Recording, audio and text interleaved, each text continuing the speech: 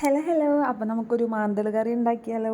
അപ്പോൾ ഞാൻ ദേ ഒരു മൺചട്ടി വെച്ചിട്ടുണ്ട്. അതിലേക്ക് അത് ചൂടാകുമ്പോൾ ആവശ്യത്തിന് വെളിച്ചെണ്ണയും കൂടി ഒഴിച്ചു കൊടുക്കാം. വെളിച്ചെണ്ണയിൽ തന്നെ നമ്മളെ കറി ഉണ്ടാക്കാൻ പ്രത്യേകം ശ്രദ്ധിക്കുക. എന്നിട്ട് വെളിച്ചെണ്ണ ഒന്ന് ചൂടാകുമ്പോൾ കുറച്ച് ഉലുവിട്ട് കൊടുക്കാം.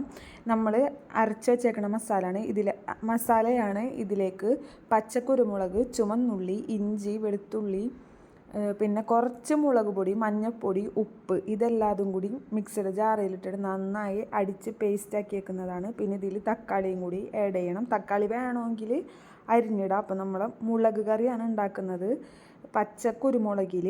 അപ്പോൾ നമുക്ക് ഇതും കൂടി ഉലുവ സെറ്റായിട്ടുണ്ട്. അപ്പോൾ നമുക്ക് ഈ മസാലയും കൂടി ഇട്ട് കൊടുക്കാം.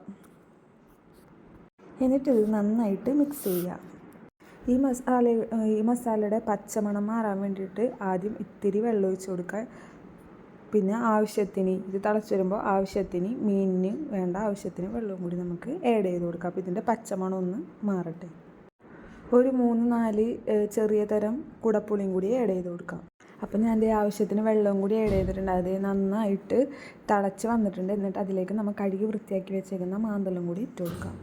അതെ, നമ്മളെ കറി നന്നായി തിളച്ച് സെറ്റായി വന്നിട്ടുണ്ട്. ലാസ്റ്റ് കുറച്ച് പച്ച വെളിച്ചെണ്ണയും കൂടി ഒഴിച്ച് കൊടുക്കാം. അപ്പോൾ ബൈ.